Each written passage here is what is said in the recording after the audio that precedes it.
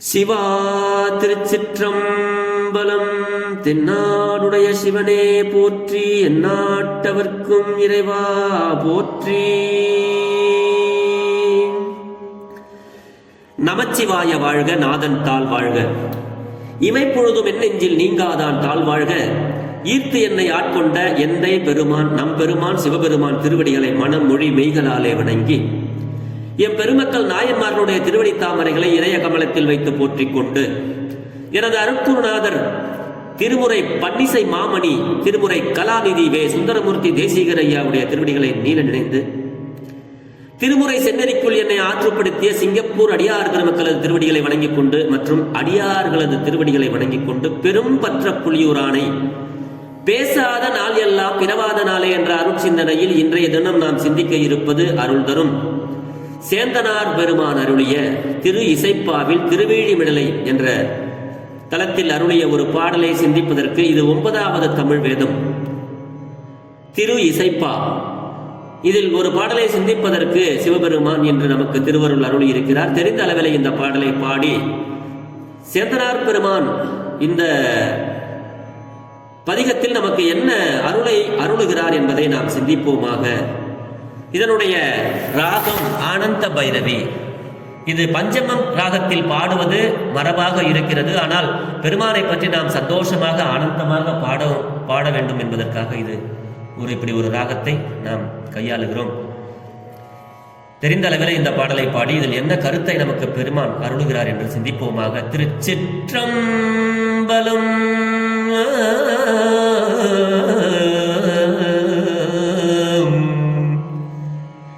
கற்றவர் விழுங்கும் கற்பக கனியை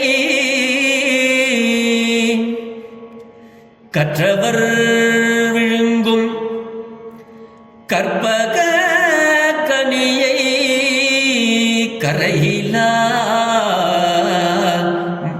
கருணை மாக்கடலை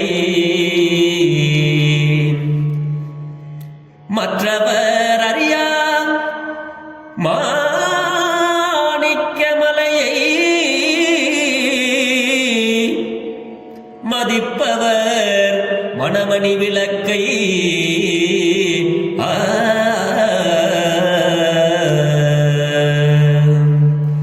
செற்றவர் புறங்கள் செற்ற எம் சிவனை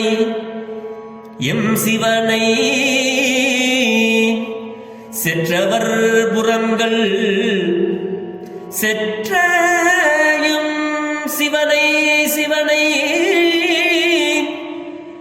திருவேழிமிழலை வீற்றிருந்த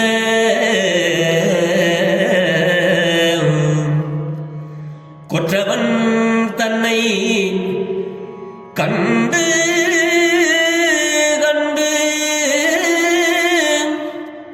கொற்றவன் தன்னை கண்டு கண்டு உள்ளம் குளிர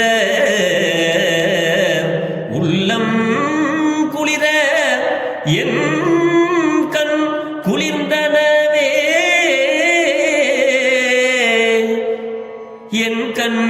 குளிர்ந்தனவே கண்டு கண்டு என் உள்ளம் குளிர என் கண் குளிர்ந்தனவே.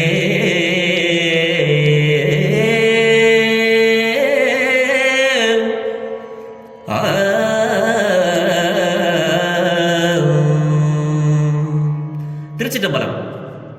கற்றவர் விழுங்கும் கற்பக கனியேங்கிறார். கற்றவர்கள்னா யார்? சிவ அனுபவம் பெற்றவர்கள். கற்றவர்களால் அக்கல்வியினுடைய பயனாக அடைந்து அந்த பயனாக தான் கற்றதை அந்த கல்வியினுடைய பயனாக அடைந்து அனுபவிக்கப்படும் அதே 2 கல்வி இருக்கு. ஒன்று அருட்கல்வி, இன்னொன்று பொருட்கல்வி. ஆக எதை படித்தாலும் அதனுடைய கற்றதினால் ஆய பயன் என் அப்படின்னு சொல்லுவார் வள்ளுவர் பெருந்தகை. அந்த மாதிரி கற்றவர்களால் அந்த கல்வியினுடைய பயனாக அடைந்து அனுபவிக்கப்படும் அப்படி தெய்வீக மரத்தில் பழுத்த கனி போன்றவனாய், எல்லையில்லாத பெரும் கருணை கடலாய். சிவபெருமான் எப்படிப்பட்டவர்? தெய்வீக மரத்தில் பழுத்த கனி போன்றவனாக சிவபெருமான் இருக்கிறார். எல்லையில்லாத பெரும் கருணை கடலாக இருக்கிறார் சிவபெருமான். மற்றவர்கள் தாம் முயற்சியில் அறிய முடியாத செந்நிற மாணிக்க மணிபோல் ஆகிய சிவபெருமான், மலை போன்றவனாய் இருக்கின்ற சிவபெருமான், தன்னை வழிபடுகின்ற அடியார்களுடைய உள்ளத்தில் மணிச்சுடர் போன்ற ஞான ஒளி வீசுபவனாக சிவபெருமான் வீற்று அருந்து அருளுகிறார். பகைவர்களுடைய முப்புறங்களையும் அடித்த எங்களுக்கு பகைவர்களுடைய முப்புறங்களையும் அடித்த சிவபெருமான் எங்களுக்கு நன்மையை தருபவனாக அடியார்களுக்கு அருளுவதற்காகவே திருவேணிமிடலையில் வீற்றிருந்து வெற்றியனாகிய வெற்றி, அவனுக்கு எப்பவுமே வெற்றி பெற்ற வெற்றியோடு இருக்கின்ற பெருமான், அப்படி வெற்றியனாகிய சிவபெருமானை பலகாலம் தரிசித்ததனால் என் உள்ளம் குளிர என் கண்களும் குளிர்ச்சி பெற்றன அப்படின்னு சேந்தனார் நமக்கு இந்த பாடலில் அருளுகிறார். இறைவன் மெய்ந்த நூல்களை கற்றவர்களால், அதாவது மெய்ஞான நூல்களை கற்றவர்களால் அந்த கல்வியின் பயனாக அடைந்து அனுபவிக்கப்படுவார்கள். அதுபோல கற்றவர் விழுங்கும் கற்பக கனிங்கிற, கற்றவர் விழுங்கும் கனி என்றார். கற்றவர்கள் உண்ணும் கனியே போற்றி அப்படின்னு 6வது தமிழ் வேதத்தில் நாவுக்கரசு பெருந்தகையார் சொல்லுவார். அப்பர் பெருமானுடைய திருமொழி கற்றவர் உண்ணும் கனியே போற்றி அப்படின்னு சொல்லுவார். அப்ப கற்றதனால் ஆய பயன் என்கொள் வாலறிவான் நற்றால் தொழா அரணின் குறள் 2, ஃபர்ஸ்ட் 2வது குறள் இது. அப்படி திருவள்ளுவரும் இந்த கல்விக்கு பயன் இறைவன் திருவடியை அடைதலே என்று வரையறுத்துகிறார். ஆனா இன்னைக்கு நிறைய பேர் படிச்சு என்ஜினியராவோ டாக்டராவோ பெரிய பெரிய ஆளா ஆயிட்டு இந்த கல்வி யார் கொடுத்தது, இந்த கல்வி செல்வம் யாரால் பெறப்பட்டதுன்றதெல்லாம் மறந்துட்டு இந்த இறை வழிபாட்டையே மறந்துட்டு மேதாவிகள் போல வாழ்கிறார்கள். அது தவறான வாழ்க்கை. பெருமான் திருவள்ளுவ பெருந்தகையினுடைய திருக்குறளுக்கு மாற்று கருத்து உரைப்பவர்கள் அது அப்படி வாழ்கின்ற ஒரு வாழ்க்கையே அல்ல. அதுதான் இங்க சுவாமி சொல்றார் இந்த திருக்குறள்ல. கற்றதனால் ஆய பயன் என் கொல் வாலறிவான் நற்றால் தொழா அரணின் அப்படிங்கிறாரு திருவள்ளுவர். கல்விக்கு பயன் என்ன அப்படிங்கிறத சொல்றாரு. இறைவன் திருவடியை அடைதலே என்று வரையறுத்துகிறார். அப்படி விழுங்குதல் அப்படின்னா சாப்பிட்றது, உண்டல் தொழில்.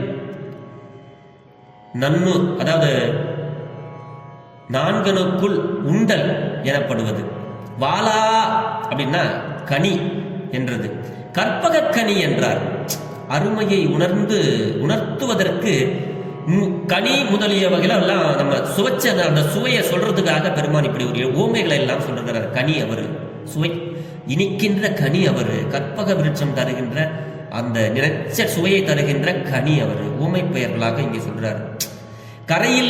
கரையிலா கடல் என இங்க சொல்றாரு.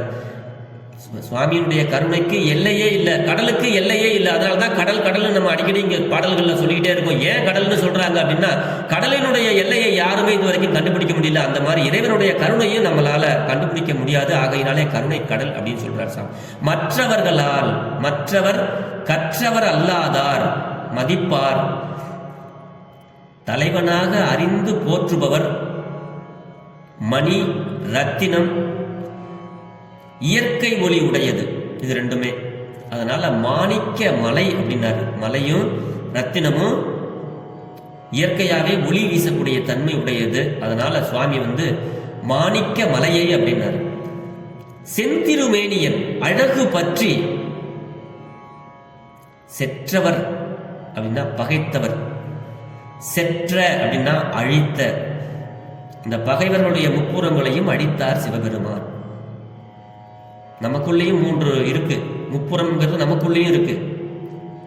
தீய குணங்கள், பேராசை, கோபம் இப்படிலாம் இருக்கு. அதெல்லாம் அழிக்கக்கூடியவர் சிவபெருமான் சொல்றாரு. உள்ளம் குளிர என் கண் குளிர்ந்தனவே அப்படிங்கிறார். ஞாயிறு பட வந்தன் என்பது போல உடன் இகழ்ச்சியாய் நின்றது. இந்த பெருமானை பார்த்து பார்த்து என்னுடைய கண்கள் எல்லாம் அப்படியே என் உள்ளம் குளிருது, என் கண்களும் குளிர்ச்சியா இருக்குது. இவ்வளவு பெருமான் எனக்கு அருள் செய்திருக்கிறார். தன்னடி நிழல் கீழ் என்னையும் தகைத்த பெருமான் அவருடைய அடிக்கீழ வச்சிருக்கிறாராம். அதை தான் சொல்றார் இந்த பாட்டில். இந்த பதிகத்தில் மொத்தம் திருவேழிமிழலை பதிகத்தில் இந்த 9வது தமிழ் வேதத்தில் 12 பாடல்கள் இருக்கு. அற்புதமான பாடல்கள். திருவேழிமிழலையினுடைய சிறப்பை சொல்லணும்னாலே ஒரு நாள் வேணும், அப்படி சொல்லலாம். அதாவது காசு கொடுத்திருக்கார் பஞ்சம் நீக்குவதற்காக நாவுக்கரசு பெருந்தகையார்களுக்கும் ஞானசம்பந்த பெருமானுக்கும் உலக மக்களுடைய பஞ்சம் போக்க காசருடைய பெருமான்.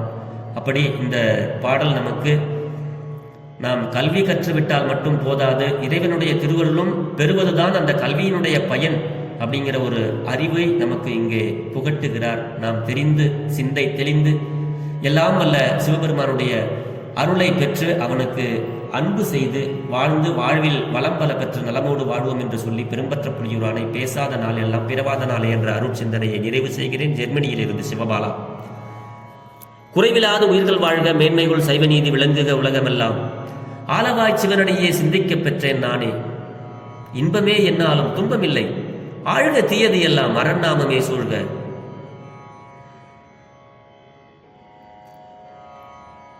வாழ்க சீர் அடியாரெல்லாம். சிவா திருச்சிற்றம்பலம்.